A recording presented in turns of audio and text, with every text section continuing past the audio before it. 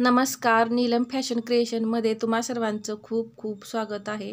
तर जे नवीन ब्लाऊज शिकणारे आहेत त्यांच्यासाठी हा खास व्हिडिओ आहे. तर आजपासून आपण सुरुवातीपासून ब्लाऊज कटिंग कसं करायचं हे पाहायचं आहे. तर आज आपण पाठीमागील भाग कट करणार आहे आणि हा ब्लाऊज आपला 4 टक्समध्ये असणार आहे. तर मी तुम्हाला या इथे डिटेलमध्ये पाठीमागील भाग कट कसा करायचा हे सांगणार आहे. तर या इथे मी सर्व मापे लिहून घेतलेली आहेत. उंची आहे 12, छाती आहे 30, कंबर आहे 24, पुढचा गळा 5, मागचा गळा 10, बाही लांबी आहे 3.5, दंडघेरा आहे 5.5 आणि मुंडा घेरा आपण ब्लाऊजवरून घेतलेला आहे 6 इंच. या मापानुसार आपल्याला आज पेपर कटिंग करायचं आहे. आज फक्त आपण डिटेलमध्ये पाठीमागील भाग कट कसा करायचा हे पाहायचं आहे. तर या इथे मी पेपर घेतलेला आहे.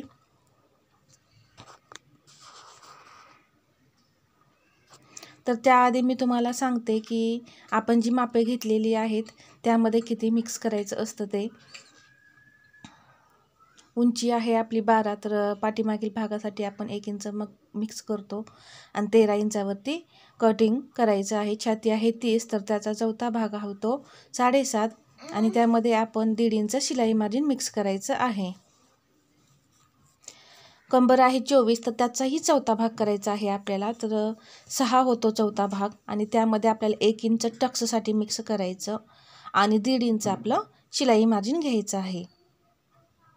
8.5 इंच या इथे होतात.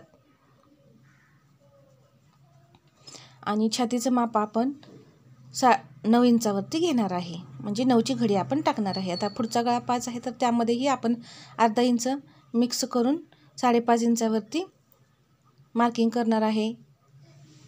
मागचा गळा 10, तर त्यामध्येही आपण अर्धा इंच मिक्स करायचं.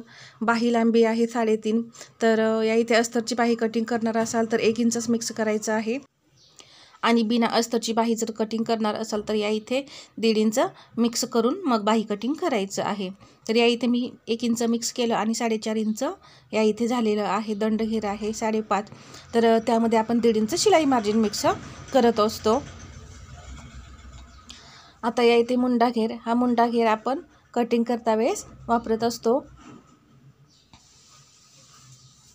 तर अशा पद्धतीने मी सर्व मापे लिहून दिलेली आहेत. कुठे किती मिक्स करायचं आहे हेही मी तुम्हाला या इथे सविस्तरपणे सांगितलेलं आहे. तर या इथे मी हा पेपर घेतलेला आहे आणि हा डबल फोल्डमध्ये पेपर आहे.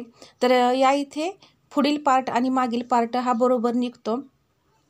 तर मी या इथे फक्त तुम्हाला आत्ता सध्या फक्त पाठीमागील भागाचं ड्राफ्टिंग दाखवत आहे. तर त्यासाठी मी या इथे 1 इंच प्लस केलेलं आहे. पाठीमागील भागामध्ये आपल्याला नेहमी 1 इंच मिक्स करायचं असतं. आता ज्या तिथे मार्किंग केलेलं आहे तिथे आपल्याला पट्टीने एक रेष ओढून घ्यायची आहे.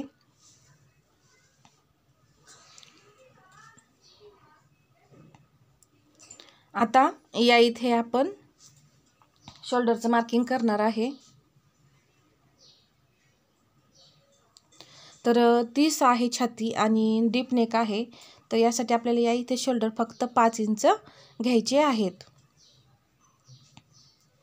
असंच खाली टेप आणायचा आणि 5 इंचावरती मार्किंग करायचं. मुंडा आपण घ्यायचा आहे 5.25 इंच. या इथे 5 इंच घेतलं तरी चालतं. 5.25 इंचावरती मार्किंग केलं अशा पद्धतीने. आता या मार्किंग केलेल्या लाईनवरती आपल्याला चेस्टची लाईन आखायची असते. आता या इथे मी तुम्हाला लगेच लिहून दाखवते. 5.25 मुंडा घेतलेला आहे आणि 5 इंच आपण शोल्डर घेतलेला आहे. आता या लाईनवरती जे आपण मुंड्याचा पॉईंट दिला आहे तिथे एक रेष आखून द्यायची. आता या इथे पहा,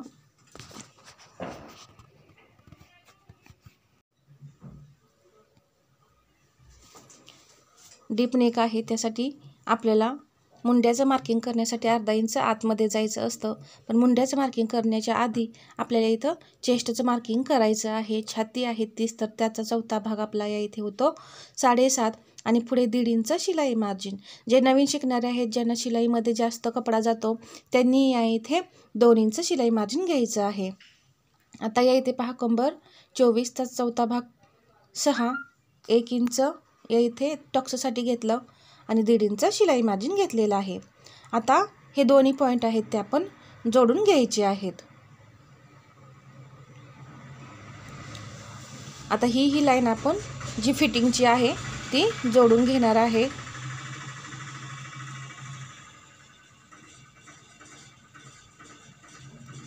आता या इथे अर्धा इंच आपल्याला खाली जायचं आहे आणि या इथे एक तिरकी लाईन आखून घ्यायची. असं केल्याने काय होतं, जे मुंड्यामध्ये फुगा येतो तो येत नाही. आणि या इथे आपण अर्धा इंचावरती पॉईंट घेतलेला होता. आता इथेही आपण एक तिरकी लाईन आखून घ्यायची आहे. या तिरक्या लाईनवरती आपला पाठीमागचा मुंड्याचा आकार येणार आहे आणि जी पहिली आपण मुंड्याची रेष आखलेली होती त्यावरून आपला मुंड्याचा पुढचा आकार येणार आहे. आता हा जो मुंडा उंची घेतलेली होती त्याचा आपण अशा पद्धतीने टेप दुमडून मध्य करून घ्यायचा आहे. मध्य हा कशासाठी, फक्त मुंड्याला आकार देण्यासाठी, व्यवस्थित आकार यावा यासाठी. आता जी पहिली रेष आखलेली होती तिथून 1 इंच घेतलं पुढच्या मुंड्यासाठी आणि जी तिरकी लाईन आखलेली आहे तिथून मी 1 इंच घेतलं पाठीमागील मुंड्यासाठी. आता जो हा आपण आकार देत आहे तो आहे पुढील मुंड्याचा आकार आणि जी आपण तिरकी लाईन घेतलेली आहे तिथे आणून आपल्याला हे जोडायचं आहे. आणि आता हा झाला आपला पाठीमागील मुंड्याचा आकार.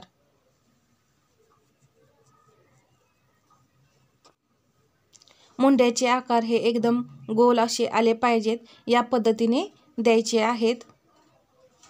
अशा पद्धतीने जर तुम्ही मुंड्याला आकार दिला तर तुमचा मुंडा अजिबात बिघडणार नाही. तर या इथे मुंड्याचे आकार आपले देऊन झाले. आता या इथे पहा, छातीचा आपण चौथा भाग घेतलेला आहे. या इथे 1.5 इंच शिलाई मार्जिन, इथे अर्धा इंचावरती आपण तिरकी लाईन आखली आणि शिलाई मार्जिन आहे तिथे हे अर्धा इंच आपण खाली आलेलो आहे आणि मुंड्याचे आकार आपण 1-1 इंचावरती दिलेले आहेत आणि मुंड्याचा आकार देण्यासाठी आता आपण मध्य केलेला आहे. आता गळा रुंदी या इथे आपण फक्त 2 इंच घ्यायची आहे. आता मागचा गळा आहे 10, तर त्यामध्ये मी अर्धा इंच मिक्स केलं आणि 10.5 इंचावरती अशा पद्धतीने मार्किंग करून घेतलं. आता वरती गळा रुंदी जरी आपण 2 इंच घेतलेली असली तरी आपण खाली या इथे 2.5 इंच घ्यायची आहे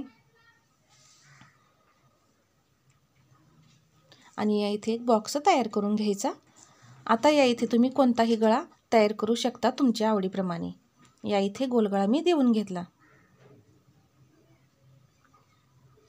तुम्हाला मी या इथे वेळोवेळी सर्व तुम्हाला मी मार्किंग करून दाखवलेले, लिहून दाखवलेले आहेत की आपण कुठे किती घेतलेलं आहे ते. आता या इथे 4 इंचावरती आपण टक्सची रुंदी घ्यायची आहे,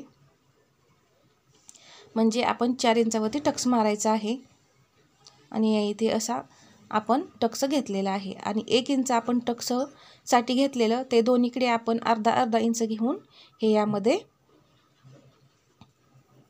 असं मार्किंग करायचं आहे.